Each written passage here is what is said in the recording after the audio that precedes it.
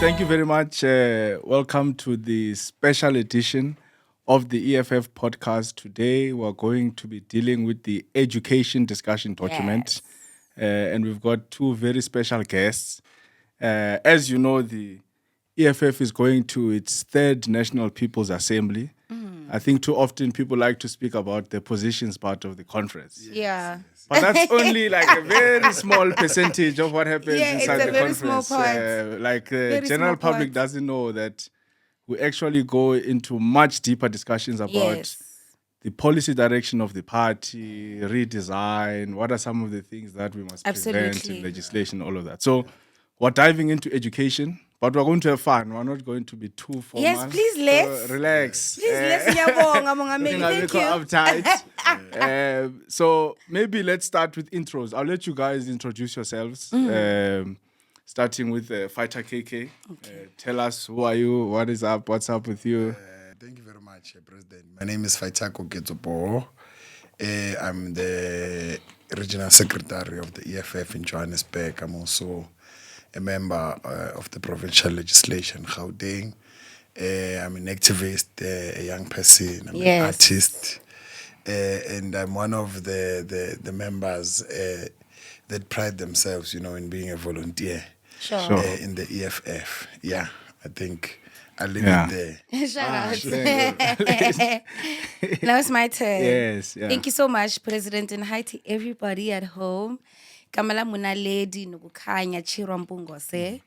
I am a young activist, whether you like it or not. Did you hear what the president said? Yeah, he said we are still here. Yes, so now I'm piggybacking on that thing. Yeah. I'm still a young person. I am from Mamelodi in Tshwane. I come from that region. I serve in the PCT as well of Gauteng. Yeah. And the EFF deployed me to Parliament in the NCOP, National Council of Provinces, as a permanent delegate of Gauteng. And yes, that is me. I'm a mom too. Oh, yes. I'm a mom and also like Koketso, I'm an artist. I didn't even make that relation. I was so like, I've invited artists here today. I'm under pressure. I'm not an artist. So I think whilst we're on that, because too often, especially as young people, people see you in parliament, they see you in provincial legislature, they see you burning tires. Yeah. But maybe they don't get to understand that there's another life of you, Sure. the art or whatever extra, mural activity that you're engaged in. So perhaps before we get to the formal business, tell us, if you're not protesting, KK, what do you get up to? Yeah, well, I'm part of a band. Sure. Which I'd like to think is the baddest band in Oh, the yes. land, currently. Called the Popol Gabiko. So I'm a musician, I'm a vocalist. I also play flute. And it's just another way of expressing ourselves. I'm also a soccer fanatic. I'm involved in a football club in our township because I used to. Oh. I wish I could continue, but I think time has defeated me. But sure. I am very involved because I think I hold close to my heart the idea that sports as an institution is really there, to assist black youth to express themselves, but to also, avoid all these negative elements that you find in our community. So I'm part of a team there in Soweto, and I think, that's the kind of work that I'm into when we're not into the EFF. Sure, yeah. I run an NPO that deals with youth development. So we intervene when it's time to apply for university, and you would know that when it's January, we bother your president to say, hey, I have an applicant of this institution. Hey, you bother me. To register, they need to register. They need accommodation. And that is the work that we do because in our communities, obviously, people, believe in us and come to us for assistance. So that is a full-time job that we're busy with when we're not doing activities of the EFF, but we are inspired and guided by the fact that as community activists and as leaders of the EFF, we need to be grounded Sure. in the communities and remain in touch. So we'll come back to sport and being grounded, but Yeah. maybe before that, Naledi, what's happening on your free time? When I'm not doing Ngingajiva. No, but like on the ring, ngingajiva and professionally. Oh, Yes, okay. yes. I was Tell us. in all 9 cultures in uh. South Africa. I know how to do all of them. All of them. But Ballroom that's dance and everything. No. IsiZulu, Oh. Tsonga, Xhosa, Serious? Setswana. Sure. Yes. Didn't even teach you a quick clap. Yes, Setswana. Wanna try it? Yes. So that's what I used to do in my extra time. But by profession, I'm a theatre practitioner. I've got 3 plays under my belt, and 2 that were priorly written. So that's what I used to do as well. Yeah. And that I'm getting back into after completing my master's. I just finished my master's, master in philosophy. That's nice. Let's clap in the dance. The dance club. Yes. So my heart is saying I must go back into the arts. Yeah. So I will most probably pursue my PhD back in drama and film So again. Koketso very soon. Yeah, we're drama, we're film, we're art, right? I think having done my master's in the jurisprudence, in the law faculty, I've done what is required as well by the movement, to better ourselves for the work that we're doing. That's true. I think it's so important, even though it's taken much longer than it should have. As long ufika. The main thing is ukufika, right? And and I'm very grateful for that. I'm a mom to 3 beautiful children, and they think I'm a cool person. Finally, they finally realize I'm the cool parent. And then it's 2 boys and my little girl. Okay. Yeah, you don't have favorites. Heish, my brother.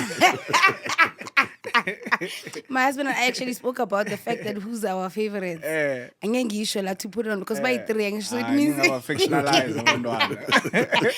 be starting with the factions. But it's for different reasons and different seasons as well. Right, because I think that's what parenthood is like as well. So maybe the first child will be like bringing you back on path, sure. And then you appreciate the journey of focusing and coming back to your senses, and then the other one will be healing your traumas, and bringing you back into the self to look into the self because you want to pour out as much pure energy because then you can't do for the outside world what you can't do ngaphakathi ekhaya, right?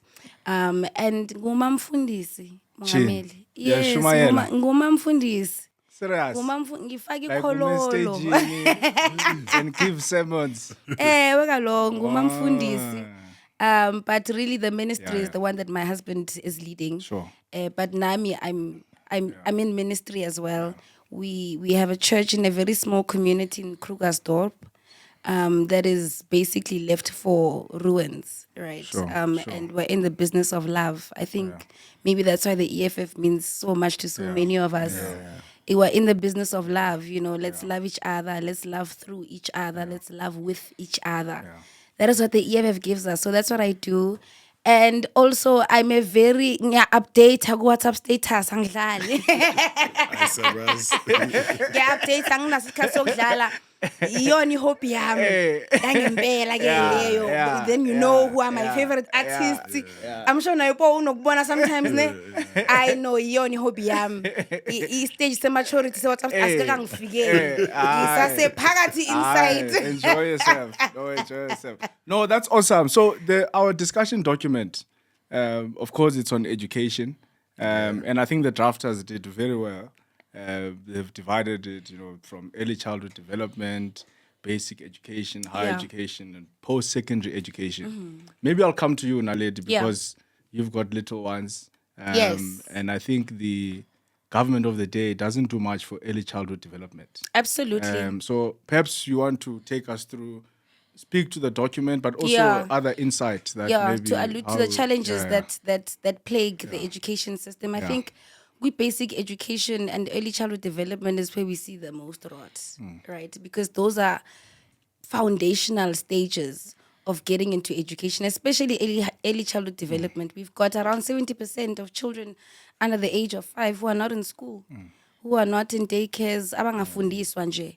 And then those children are then plunged into the education system not having sung any of these kindergarten songs that teach you, collaboration, that teach you different things. Because it's not just incwadi siyifunda ku-early childhood development. There's different other aspects that need to be taught to a child. Even social activity and socializing is part of development and developmental milestones of children that children who are poor get robbed of. Sure. Especially in rural and township areas and informal settlements, right? So it's not just the issue of the fact that abekwe eskoleni, it's also the issue uthi ama ECD practitioners are not given adequate support. And we have to conceptualize it in it ideologically as well and historically as well, right? So how does early childhood development come to being? That happens because of socialist feminists who saw a gap, who were like, no, la bantwana la bahlala nathi siyabakhulisa, and the government is not contributing to their development. So Nina and the private sector, you must all subsidize early childhood development so that they are ready to go into the education system and eventually even become your employers. Yeah, that's an interesting Your point. employees, because yes. My understanding of crash when I grew up, I don't know it like as a formal structure. It's like Yes. mama who is retired, like you speak to the family, and old women who's just looking after some of us, and then we stay there. It was the case for me. Yeah, Kanjalo, yeah. because I mean, I did go to daycare, but by the time I went, ugogo was saying pegile, Sure, right? sure, Like I was sure. 4 and I could read.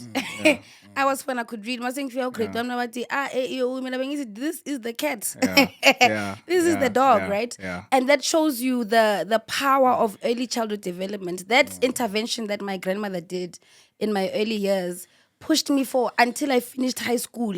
I think everything else after that became a breeze because I had the foundations when I was still young. And that's what we want to give to everybody else. And in the way, ECD is not only about the issue of education, the issue of practitioners as well.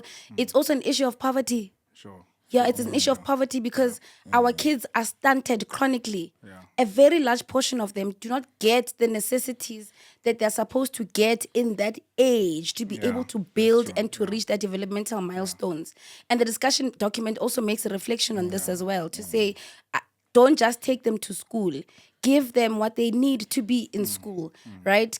Make sure that their families are involved in their schooling process. With Mawafia, basic education, grade R, grade 1, and going on forth, they are given the necessary tools to be able to compete in the world. When they get to high school, the foundation is already laid. The fact that we've got grade 5 for comprehension, like we are funda, white people own 72% of South Africa's land, but you can't comprehend it. It does not make sense to you.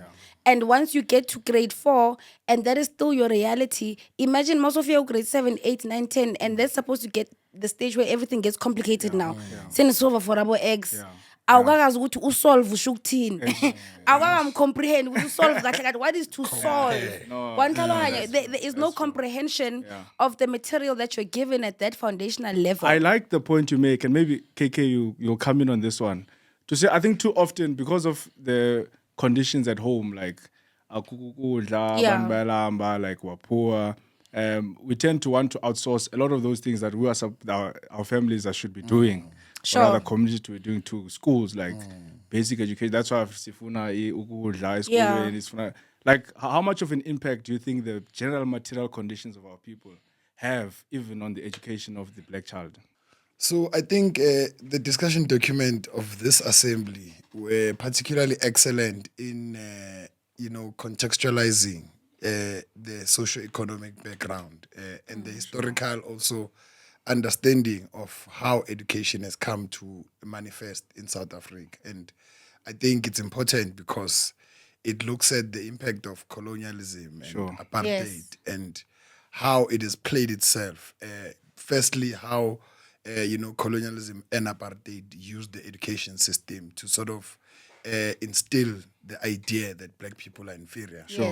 I think it's quite important because one of the biggest ideologies to ever be produced in South Africa, black consciousness, I think makes this observation that Bantu education was meant to infuse the idea that you will go and be a servant, to white people. And I think these discussion documents actually interrogate that at length. And the breakdown, from ECD looks at also, space and time in black education, Sure, because sure. what Naledi is referring to is essentially the argument that we were making in our manifesto of 2024 election, that we are always late, were delayed precisely because of the impacts of colonialism, poverty and unemployment, and a lack of economic freedom and the ability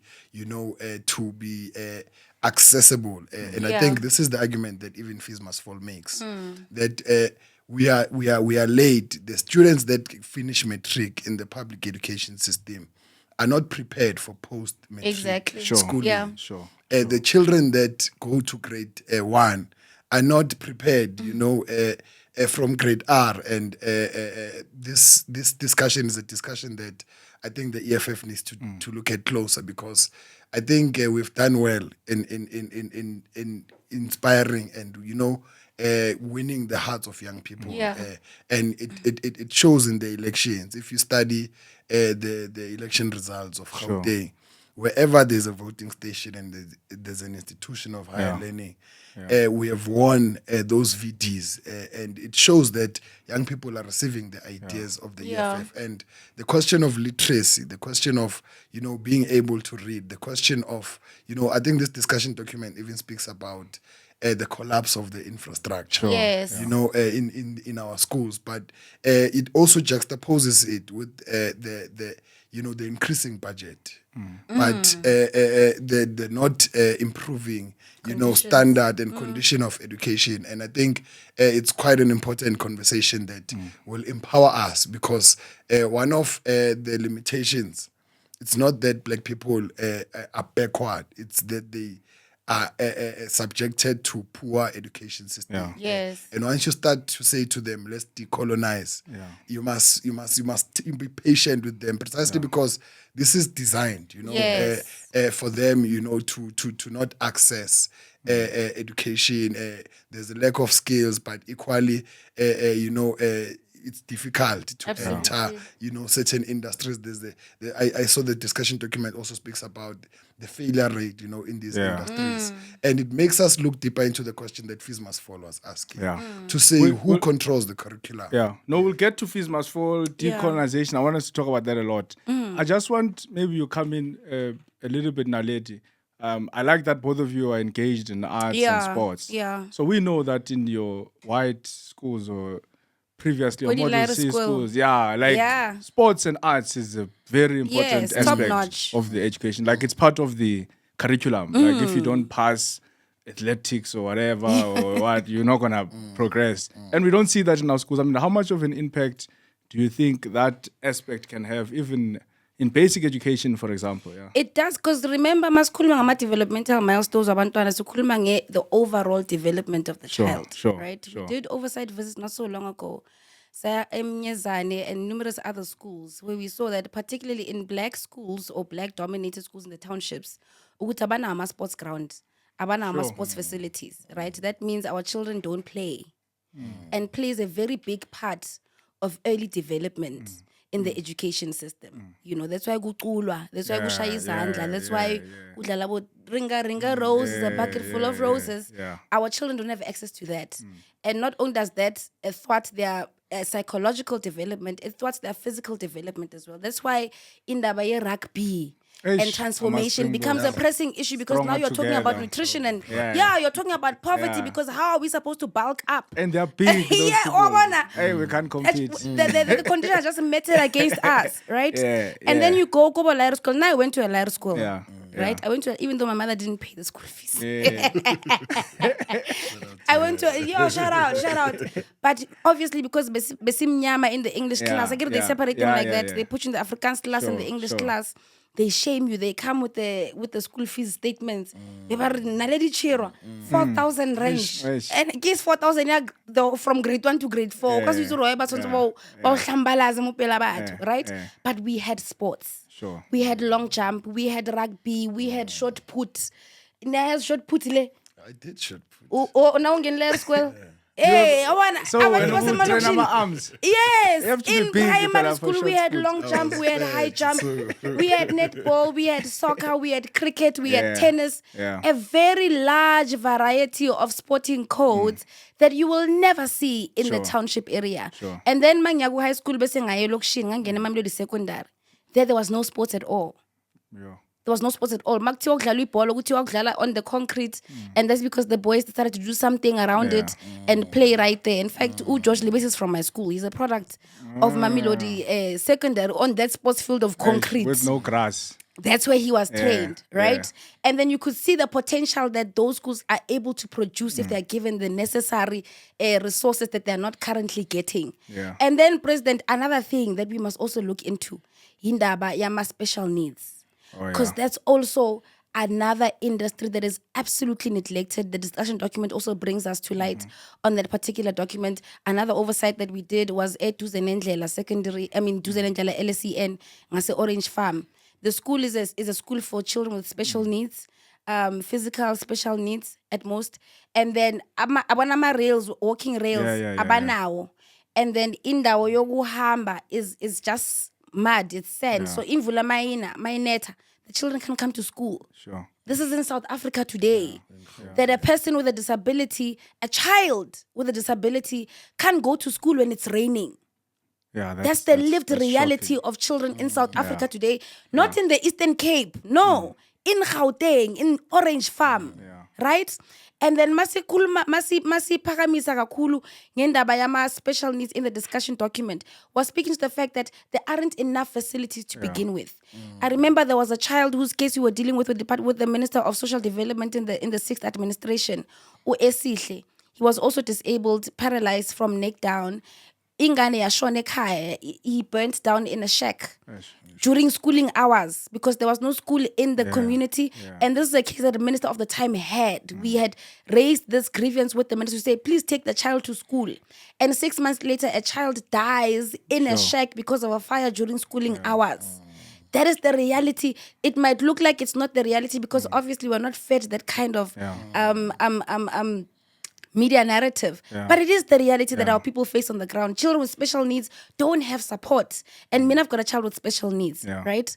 And it's quite grotesque to see how many strings you have to pull as a parent just for access to quality education, just for access to be able to get the necessary health requirements for you to be able to access that quality education. Because now you've got children emakhaya, emalokishini, abangangeni isikole, abazali bayazi ukuthi bayenzeni ngalawo bantwana labo because umntwana akakhulumi. Akwaziyo ukuthi diagnosis yini. Makayiswa ekliniki kuba nama-gossip ayenzakalayo. Hey, maybe wamuloyile. Maybe kwasha kwacima kanti umntwana ne-autism, kanti umntwana unama-developmental delays. And there's no institution to be able to intervene on that level. And those like Poho is speaking about the fact that there's a racial divide, right? Because that's not the reality for the entire South Africa. It's not the reality for all races. It's a reality for black people. It's a reality for colors. Let me jump on your point of racial divide. I think that's very important, especially when we come now to basic education, including primary high school. I know you guys raised very sharply the issue of a two-tier education system. Yes. You know, you've got your IEB, and then you've got Tinapa. Is it still called Malusi? Or it's still called Malusi. Yeah. So, I mean, talk to us about that and perhaps some of the reflections that the discussion documents make on this two-tier system and the proposal that us as young activists of the EFF we want in terms of a standardized and uniform education system in South Africa. Yeah. So, South Africa is essentially divided into the haves and the have-nots. Yeah. Right? Which is just another way of the reality of the black and the white. And I remember where I used to go. It was a war school in Witborg, war school, the Adelar. They would literally delay our curriculum because there was maths and there was Wiskunde. Yes. Right. What is Wiskunde? It's Mathematics in Afrikaans. Okay. So they would write the notes on the board in English and write the notes on the board in Afrikaans. And it really delayed the curriculum, but it shows you something that the infrastructure of the education system was essentially built to have better facilities for these kids. Afrikaner kids sometimes would not even be that bright. But if they were good at athletics, they'd be incentivized by the school. But you still have a situation where here in Gauteng, parents are applying for these schools. But because they know that you had a subsidy in primary, they will reject you. You know, and in January, we're dealing with these cases of grade 8s and grade 1s that cannot access these particular schools that are within walking proximity. Yeah. Sure. You know, as according to the policy, but they will not be admitted, which shows you that there's factions, you know, and cliques or in these schools, which are historically white-only schools, and you would see that the SGB is a faction of the Afrikaners, and they want to keep the purity of the school and sustain that. And I think it manifests, you know, all the way up to tertiary, because we used to complain about this when we were in the students' command, that there's a delay. The IEP results get released quite earlier, right? And what does those automated systems do? When their results are uploaded, it generates offers, you know, and you'd find that 80% of the kids that go to the public schools, the schools in our townships, must compete with their own results. Like 93 must compete with the 95 because most of the space has been allocated, you know, in medicine to these kids that come from these IEP schools, and it creates a huge gap, you know, in the skills aspect, because it's not that these kids from our school, the public schools, are not capable. You know, and they make it through harsh circumstances, studying with candles and all those things. And then they make it, but they still are going to face that inequality that is created. So when we say we want, you know, an equal education system, when the EFF in its funding manifesto and the 7 cardinal pillars speaks about, you know, free education, you know, it even extends it to say from, you know, grade R, up until the attainment of your first degree or diploma. Precisely because we understand that there is this aspect that historically, you know, affects, you know, black people predominantly from accessing the doors of education. But you equally see it in the spatial planning, right? These universities were designed not to be accessible to so many black people. You know, and this is why there's not enough at Wits, for example. There's about 4,000 beds, but Wits has 38,000 students that are registered there, which shows you that they had designed. The lecture halls have the space for everyone, but the rest do not, because it was designed for people. It's the university. The idea of a university was a walk-in kind of idea. The university used to be part of the community, you know, and the community members would access the Wits library. But when apartheid was towards an end, they closed those doors, and these are the doors we speak about when we say they must be open to all, you know. And we'll come to university. Sorry to cut you there. But I think you made a very important point on how these guys create cliques in basic education, especially your high schools, through your SGPs. And I think automatically that brings to light the Bella Bill. Of course. And that's been very contentious matter. Of course. So take us through very quickly for someone at home who may not quite understand what the Bella Bill seems to achieve. And then maybe we'll go deeper into the contradictions between the governing party and its neoliberal partner. So at basic level, it's about transformation. At the very basic level, it's about transformation. I think over the years, and because the EFF made a lot of contributions to the Bella Bill, we speak very passionately about it, right?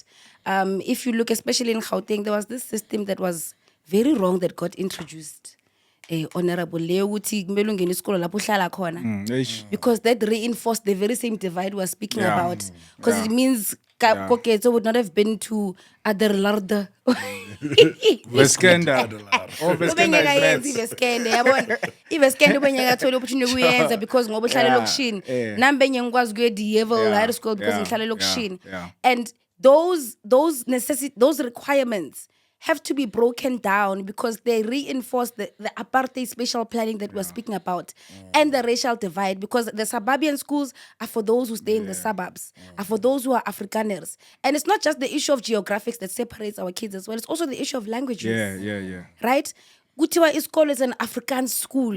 Uzibuze ukuthi i-African school kanjani in Pretoria, where the majority of the people in Pretoria speak Setswana, or where they speak Northern Sotho. Why isn't all the schools reflective of the geographics in Pretoria? Who is this minority? Who majority of the Lyre schools, the world schools, is actually after them, but we've got a small group of schools in the townships there, that are not given attention 30 years into democracy, right? So that particular divide is what the Bella Bill seeks to destroy or to dismantle.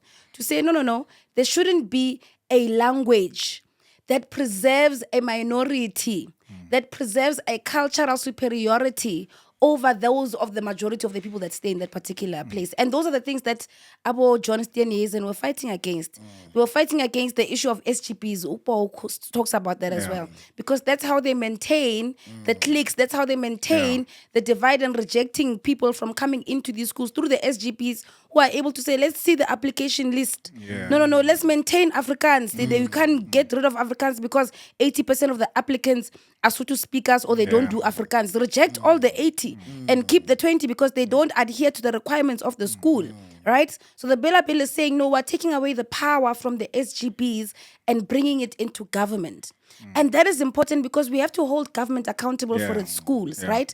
But what they're now doing is that they're now bullying government because they know of the secret tenets that make up this particular make of maintaining white supremacy and white superiority in the education system. And another part of it is that because they own the land where the school is. They own the land where these schools are built on.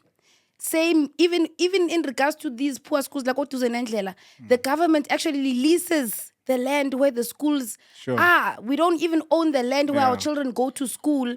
And that is why we have a small And it's called a group. public school. It's a public school, and the government pays rent on a land where the landowner is not even in the country anymore and hasn't been in the country for the past 60 years.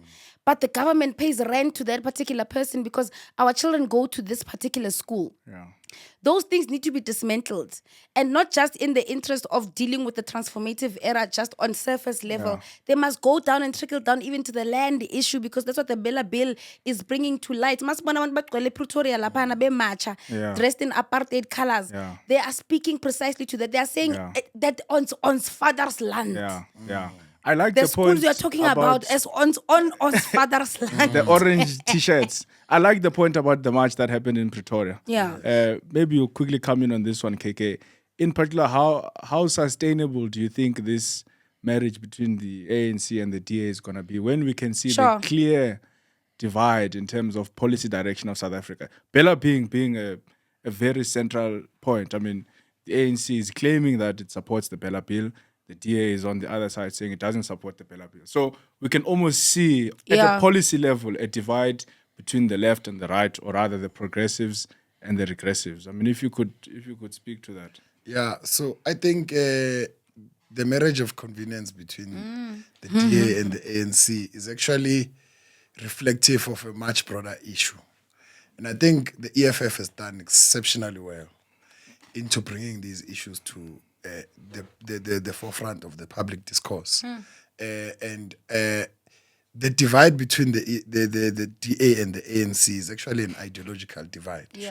And it shows us that there's either two things that are happening. It's either one, these parties won't last in their marriage of convenience. I don't think they'll reach to the half of the term. In any case, all these GNU ministers who were not ANC still have to deal with the support staff structure that's historically ANC, and they will spend maybe 2 years trying to deal with that. But I think the second option would be that the ANC has finally been captured into the right-wing politics. And I think this bill is important in exposing that commitment, that they have to the issues of black people and versus, the reservations, of the privileged white minority that continues to run the economy in this country. And I think it's quite interesting to see, because as the EFF for long, we've been saying that the problem with government, is private ownership of the land. Like we're speaking Yes. about, like there's a school on land which is leased by the government. To an individual or a particular family. And I think it shows us that a land which is, not a man-made resource, it's a natural resource, being owned privately can actually be used as an instrument against public interest. And I think it's going to be interesting to see. But these are all things that the EFF prophesizes in its founding manifesto. And I think it's quite important to also draw that reference that the founding manifesto of the EFF, that collective that gathered there at Uncle Tom's Hall, really took an effort into diagnosing, and sort of predicting what is to happen. And you see all of this. And I think the issue of SGBs, sort of operating as cliques, also makes me think of the question of how also SATU, and its catered deployment into the education system has also stifled, the progress of the education system in South Africa, because it now becomes about patronage of comrades. And if comrades are in the wrong, sometimes they're not held accountable because they're comrades and they know the power of SATU. And it shows us also that government of the ANC in all these years, I don't know about this one of GNU, but I don't think it will be contrary, has reduced the need for education into a way of eating. And of self-enrichment. Absolutely. So all of the expenditure that goes, the budget went, I think in 2007, 2008, it was 101 billion. It went to, I think, 342 billion, more than 3 times the budget, but the quality is not increasing, which shows you that they are eating the tenders, of supplying the stationery, the tender of supplying, the books, the textbooks, the iPads, and it's always an opportunity for them. Even with this ECD thing, you will find comrades of the ANC saying, find an NGO in ECD, will fund you, you'll give us this bag. And you realize that government is no longer driven, to address the issues. And I think the marriage of the DA and the ANC shows you that it's no longer about ideology. The ideology was last. It was about keeping these ones of the EFF out because they hold us accountable. And let's remain. Even that DA, by the way, is corrupt.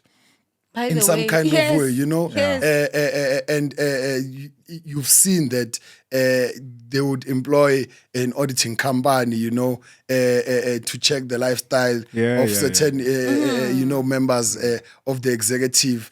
And those companies would not even find that these people don't even have this qualification that they claim to have. And it shows you that they are the same because they are driven by the need for profit. And two sides of the same coin. That's capitalism, for the sake of profit. As long as there's profit, and we don't care about the long-term agenda of what the education system is actually supposed to address as historical issues that must be addressed, and also what it's supposed to do they can't plan for the next 10 years. They can't plan for the next 20 years. You produce graduates that are not going to be placed. They're going to just be absorbed by the private sector. And I think that's quite problematic. And this marriage of convenience is going to show us that they actually agree in principle, these people. So before we enter higher education, because I know obviously both of you, on a different note, both of you were very involved and instrumental in Fees Must Fall. If my memory serves me well, at WITS, at UP as well, Afrikaans Must Fall. So before we perhaps enter the discussion document aspect of the higher education, which is our last point for the day, tell us about your experiences. I mean, as a young student activist, I think our viewers would be interested. The struggles that you would have gone through, protesting. You've been arrested, I assume. Talk to us. Handcuffs. No, let me tell you the story because it's actually so hilarious, right? So there was an interdict I think, at the time. And yokuthiwa protesting because it was during the time of Africans Must Fall. Oh, okay. Right. So now, if you look at the history of Africans Must Fall at the University of Pretoria, and I think the reason why they targeted me and other comrades was because it happened when I was contesting for presidency in the SRC. So it was in our manifesto that when we come into power, we're getting rid of Africans, right? And starting afresh, right? So that didn't happen because they rigged elections and all of that. Like we know UP. Hey, they rig UP. They always rig. Yo, last year we won at UP. We came out. They came with some stories. They're trying something this year. I promise you. Every year when the EFF SC has not been in government, you must know that they rigged. That is just the status quo at the University of Pretoria. So then the following year we did Insourcing Now. And then after that, shortly after that was Africans Must Fall, right? And at the time, Insourcing Now, I think I was still pregnant. And then Africans Must Fall, I wasn't there either because I had just given birth. I'm not sure of the details, right? But I wasn't there. When I was thinking the things we do. Ma polisa a fitla ka 4 a.m. ba re go. Re nyaka Naledi Chirwa ka re how khona. And then when I come out, that man says, "Are we here to fetch you?" So he doesn't even believe, like, because it's like, hey, we were told that this, we were told that we're fetching a very dangerous person. And he's like, no, my sister, you can even brush your teeth. And then there's like 10 GTI cars outside. That guy was so shocked. And then he says to me, out, right? But when we got to the station, there was another one who said to me, no, the reason why we didn't fetch you on Friday is because one of my brothers actually works at the University of Pretoria. He's a security guard there. And you guys just insourced him a month ago. So when they gave us your names, we were like, no, so balanda Monday extend. You know, because obviously if they fetch you on Friday, then it means now we're selling weekend day. Appearing on Monday. Yes, it's like, no.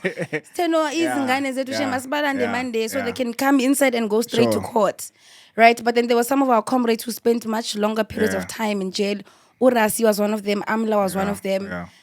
Because the university really criminalized us. And I think that is what we also need to start awakening people to the fact that is how the system responds. Very soon we'll be hearing that Lonzi, President Lonzi did 1, 2, 3. Just to criminalize you and to tarnish your name. It's not a new thing. It's a modus operandi of the system. They did it to Nelson Mandela. They're doing it to the commander-in-chief. They are doing it to us. That's how they operate. To bring disintegrity to your name so that society sees you as a criminal and not an activist and not a revolutionary, right? So that is what happened. And then I think with the University of Pretoria, with the activism, we were very creative. I mean, we were artists. We had Black Thursdays where we'd go to the student center because I'm sure University of Pretoria, and then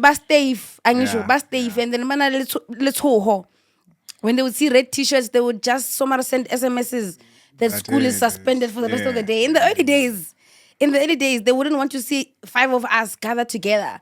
They would send these private security personnel to follow us even into the classrooms. Sure. To see what contributions we're making in classrooms. And remember, when we're talking about UP, we're talking about a university that is central to the make of Afrikanerdom. Yes. Right? The intellectual make of Afrikanerdom and societal make of Afrikanerdom.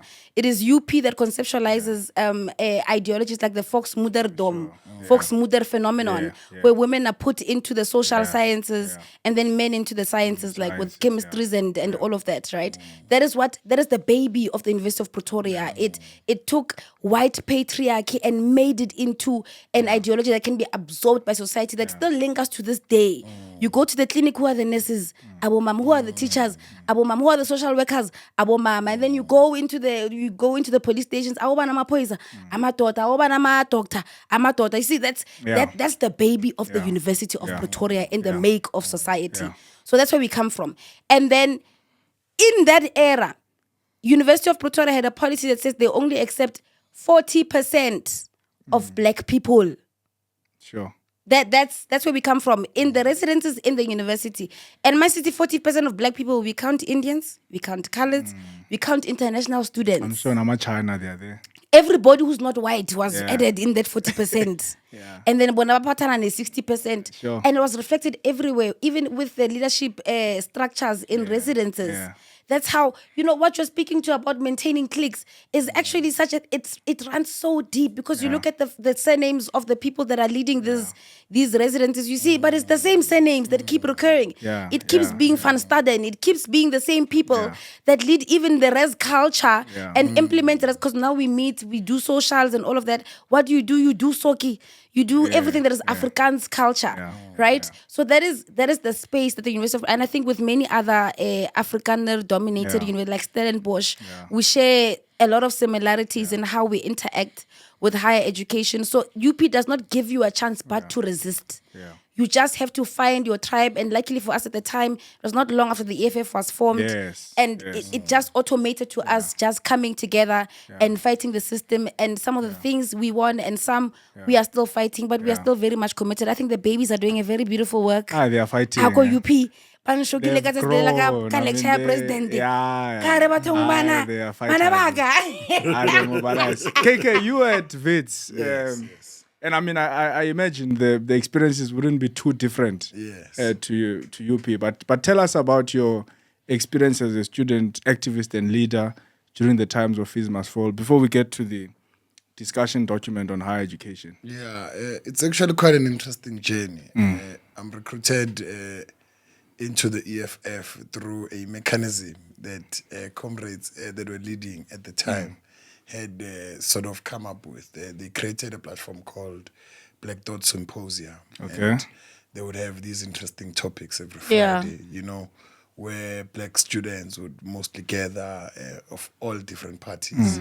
And we digest, seminal texts, critical race theory, we do Fanon, we do Biko, we do Patricia, Phil Collins, and it was a platform that sort of attracted a lot of people to the EFF. And I mentioned this because I think Fees Must Fall is not possible outside of the EFF. Yes, absolutely. Sure.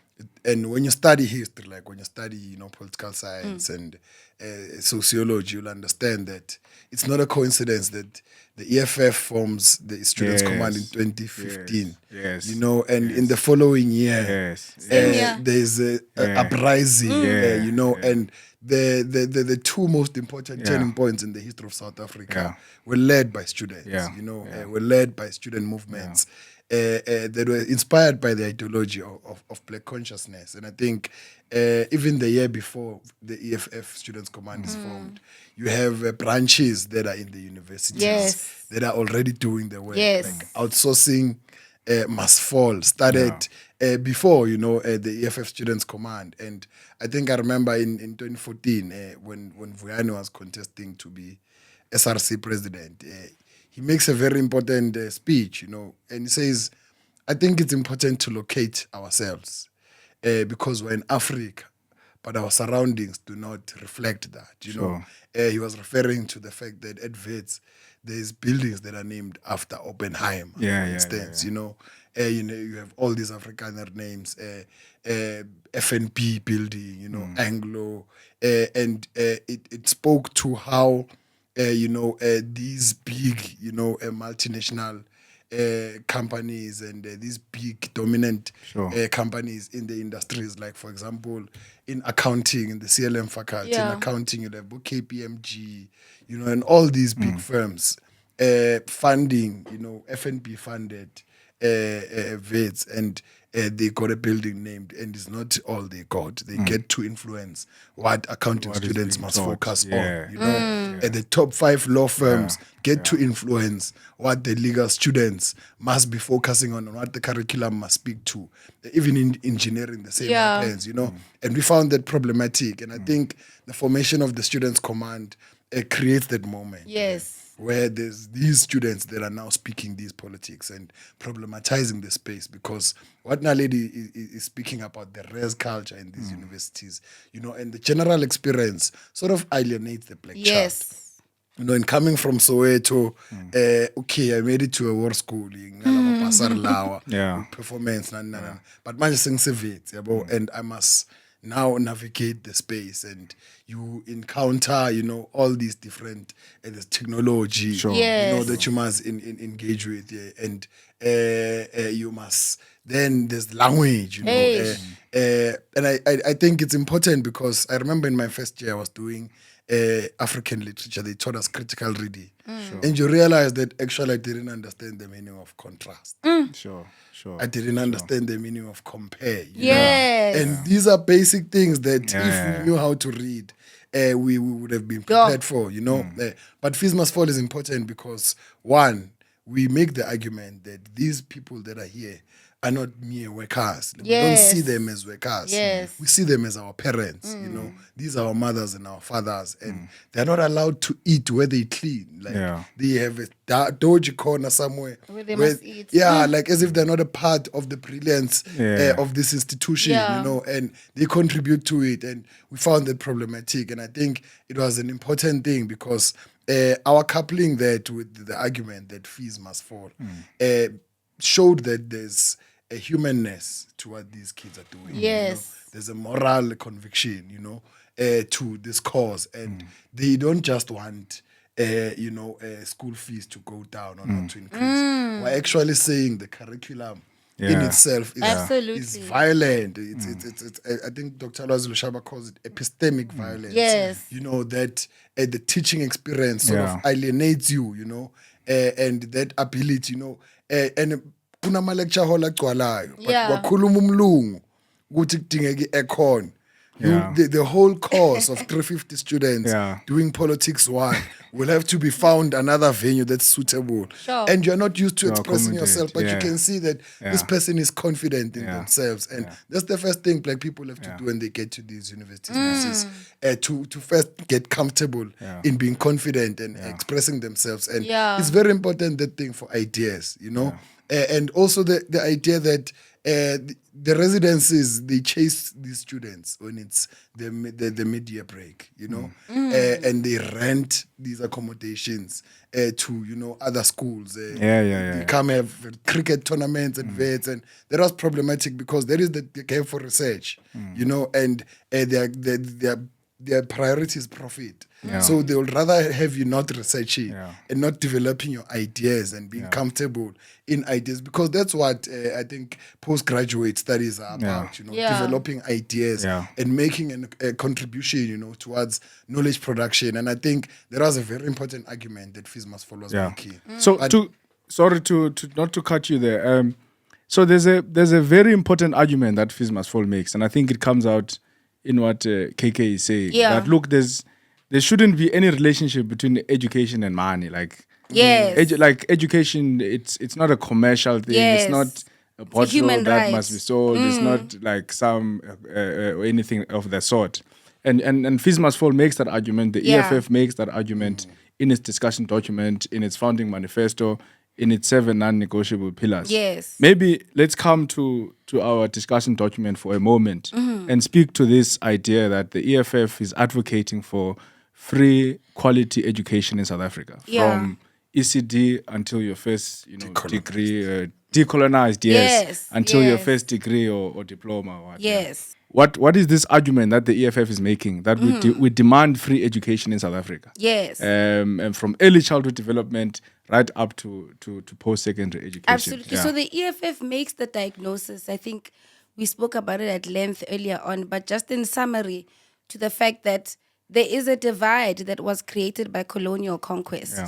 There is a divide that was entrenched by the apartheid regime that needs to be undone, that shows its ugly head in the education system, and that pits black children in particular for failure from the time they are 3 years old up until they get into the university, even if they have to get into the university to begin with, right? Because then you look at the issue of the fact that more than half of the children that start grade 1, the government is unable to account for by the time matriculation comes. But by now, ama-address wabo ukuthi bahlala kuphi, bayabazi abazali balawo bantwana labo, but the department cannot tell you what happens to the other half that they cannot account for at matric level. They cannot tell you this one got addicted to drugs. They cannot tell you that this one no longer was able to comprehend and the education system became too much for them and they needed special education, but the system couldn't assist them. The system is unable to account for its children. And that is particularly because we are poor, right? So now the system is made to wean us off so that we can provide cheap labor in accordance to the kind of qualification or the level that we get to, then it can be justified when Sihle Lonzi sebenza in a farm in Kokama and get paid a carton of milk and a packet of cigarettes because we're now grade 7, we're now grade 5, right? But the system already created the environment for that to happen. And that sustains the general status quo that we are faced with today, where black people are poor, where the economic divide is racialized. And because education is the key. But then they go there and then they keep changing the locks and then, then the building, this key no longer works here, the handle now works at the other building. That's what happens. That's how the system gets rid of us at different levels. And the EFF is saying for us to first address that particular divide, then we must make it free. And second to that, we must decolonize it because when it's colonized, it brings up the results that we speak of. It brings up a poverty divide, it brings up an economic divide, it brings up a racial divide because those were the fruits of colonial conquest, right? So we have to address those. We can't just put makeup on them and say no because Koketso went to world school through a bursary, then it means that now the kids can now go to these particular schools. No. And second to that, it does not speak to the issue of building adequate infrastructure. Right? Because, and I think we've spoken at length with this as well, from early childhood development to basic education, secondary and tertiary levels, there's an issue or decay of infrastructure. And I think Poho touched on this in the sense, the prioritization, because we're living in a capitalist society that keeps reinventing itself in all ways and how we live with each other, is that this system is now used to eat. And how we see it as well is through the tendering system. But another thing that speaks to that particular thing is that masithi manje kunethenda yokulungisa isikolo lapha eMamelodi ne uthola ithenda wena Lonzi uyafika lapha uyaqala wenza into ebonakalayo you just start, you leave, then they get me, then I leave, then they get you. But you see that it becomes it's that's how they eat this money because nobody accounts for it. And there are no systems in place to make sure that you are able to recoup the money that is not utilized to better these systems, right? So those are the things that the EFF addresses in different ways in the discussion document to say there's a multi-layered challenges that we're facing in the education system that we need to address from foundational level at a fundamental level to say what brought us here, what will take us out of here, and which direction should we go. That is what the discussion document of the EFF does. It diagnoses, it tells us of the symptoms and how to treat the symptoms, but also the initial diagnosis and also how to live a healthy life prior to that that is fully faceted and multi-layered as well for success of our people. I want KK, maybe you speak to this because I think the easy rebuttal people usually have when we make the argument for free education is that well, how are we going to fund it? We don't have money. I mean, others even want to reduce the subject and say, no, but why are you saying free education for everyone? Why not free education for poor? You want the child of your aunt Robert to pay for education in tertiary, for example. Maybe very briefly speak to that in terms of it's actually very practical, and the EFF has presented concrete ideals in how we can fund free education in South Africa. Not only by us, but even you guys. I mean, when you led in Fees Must Fall, these are things that you spoke about from time to time. So maybe take us through that. I think it's just a matter of political will. Sure. Sure. The government doesn't have its priorities right. And the education system itself shows you this. And I think one of the arguments we're making is that the graduates, don't actually be recruited into any program. Sure. So you have the mining sector, which is, I think, a big contributor, to the economy. Only mining for the sake of, exporting. Sure. I heard that Sasol mines the byproduct that makes plastic products. Sure. But we don't have any plastic production companies in South Africa. It shows you that government does not want to actually invest in the education of our kids, and look at the wasteful expenditure. I think today they were speaking about how Gauteng Treasury is returning 20 billion to the treasury. Yeah. Right? Yeah. Because people don't have houses. There's a school where I got said the ceiling is falling. Students cannot choose the class. You know what I'm saying? So the priorities are not correct. And I think it gives us that idea that actually we need to go in the conference and discuss, because elections are very important.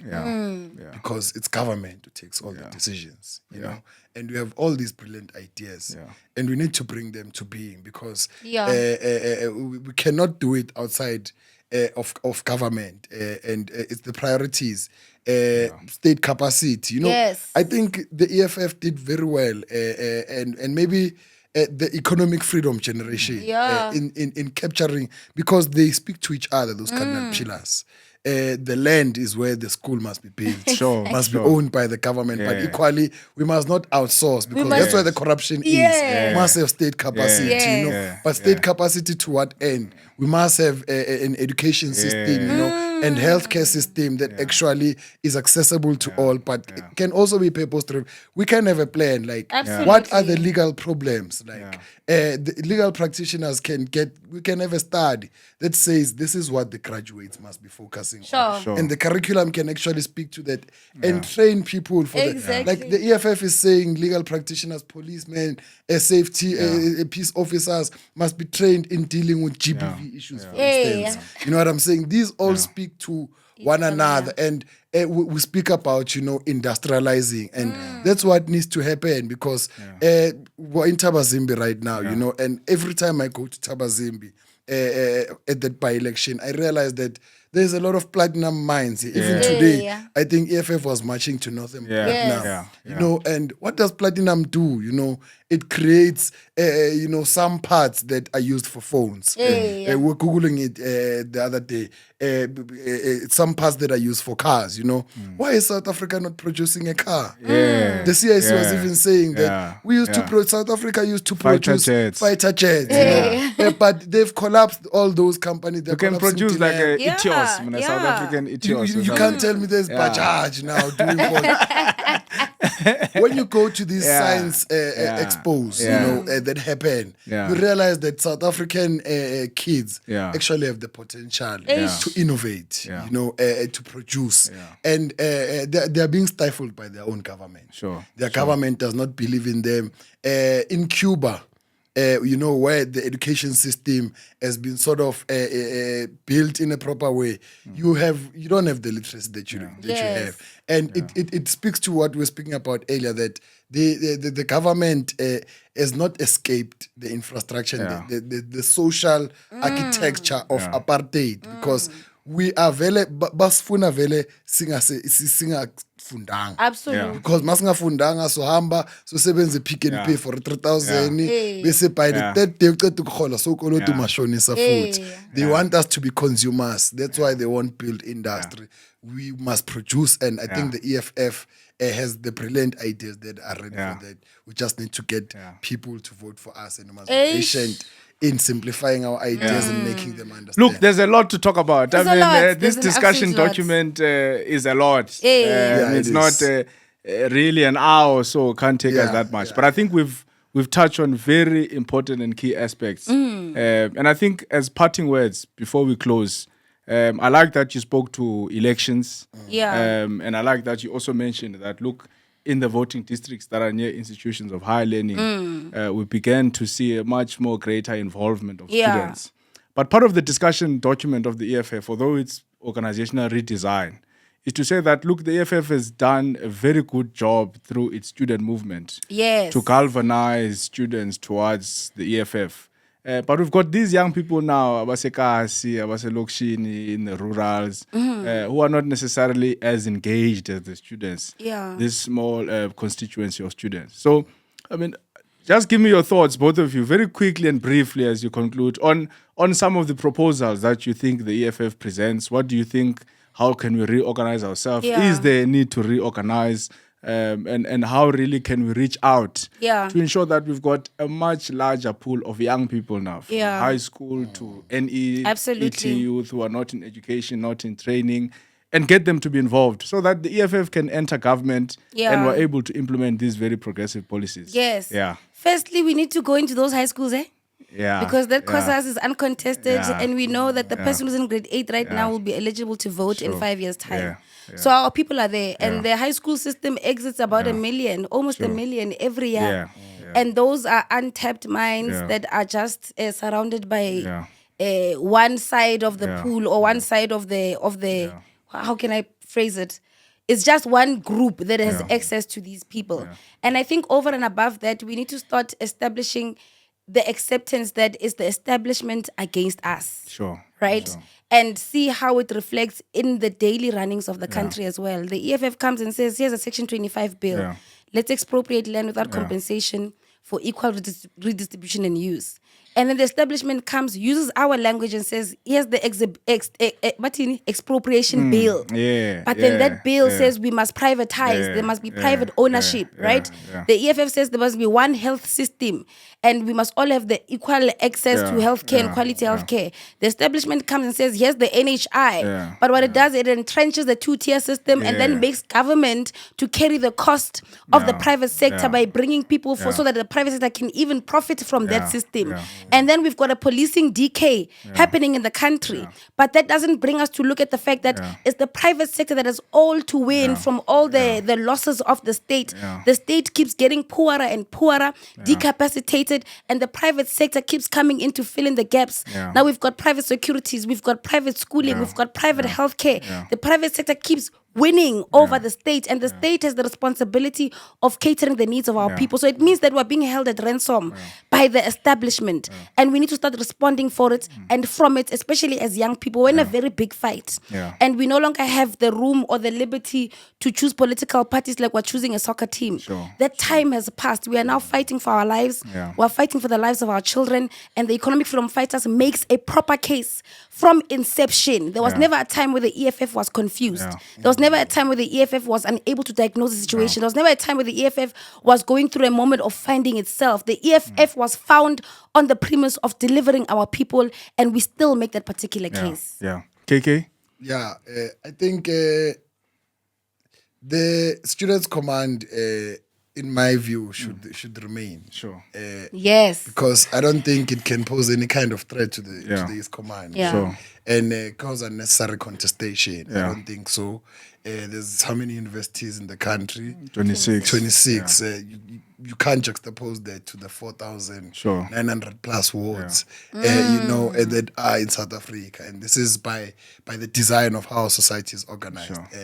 The EFF Students' Command has done very well into transfusing the ideas of the EFF into the minds of students. And universities, being the microcosm of society, have an important role to play on their very own. And the question of knowledge production must not be let go of. But is equally, I think, the youth of South Africa need to be organized. And I think I was in Mangaung, in 2014, and we were chucked out of that conference because some of us when they were electing additionals, and they said non-voting delegates to the stage, we carried Peter Gates like this. And they said there must be a student in that CCT, and I think reflecting on that moment, being 10 years now, next year is 10 years that the EFF Students' Command would have been in existence. It must remain and play that very important role that it plays in the space of higher education. But equally, the Youth Command must be formed because there is a lot of youth. And I think Naledi made a very proper point about the Students' Command must invest the time into these schools, because there are many schools in South Africa, and these potential voters are already receptive. The ground is fertile. It's just a matter of organizational redesign that we will make sure that we make the inroads that are necessary into the high schools. But the young people that are here unemployed in the communities need to be organized, and those are the votes. I was reading an article that says it's not a coincidence that liberation movements don't sustain power after 30 years. In Africa. You know why? Because us who were born there when the liberation movement took power, we are now grown and of voting age. And we don't know their history or the promises that they've made to our parents. And I think there's a lot of those people that are in our communities that we have not really paid much specific focus to. And I think the formation of the Youth Command will be important in as far as that is concerned, because it creates a kind of organization that allows them to express themselves. Obviously, right now, in the mother body, there's that conversation of, hey, okay, I think you saw in the previous series of RPAs and PPAs, you know, a lot of students that come from the students' community graduated into the ranks of the motherboard, and I think they are showing that there is this crop, because we must ask the question of the people I was leading when I was chair of VETS in 2017, where are they? Because these are people, I'm sure, they believe in the idea of economic freedom in our lifetime. They need to be traced somehow, and we must organize ourselves, whether they're in the corporate space or wherever, they need to be found, and we need to, all of us, contribute in our different aspects, even the artists, because I think art is also very important as a signifier, you know, of other career lines that fighters might have taken, and they can all speak to each other. Naledi were writing plays in 2015, you know, that spoke to the lived experience and using, you know, those avenues in order to express themselves. There's young people right now that are there, you know, in the structures of all these industries, and if we can organize ourselves, we can actually push together towards economic freedom, and I think the Youth Command is a very important instrument. Comrades, I enjoyed this. This was very proper. nice. This was very nice. My first time interviewing, and I was holding myself. Hey, don't enter. But no, thank you very much for coming to this special edition. I hope it's going to create much greater interest in the discussion documents. We continue to invite everyone, fighters, people at home. Let's engage with the discussion documents of the EFF. This is not the only one. We speak about land, we speak about the economy, we speak about media, organizational redesign, communications. So this is the real conference, not these other things we've been told to speak about. The real conference. And it doesn't take a long time. That one is quick. We've got 4 days, but that thing takes an hour, man. Now it's like just in there and out. No, we have not reached threshold. We're done. We move on, and then we engage with the real conference. So please, let's engage with our discussion documents. And until next time, thank you very much. Thank you so much, President. Thank you.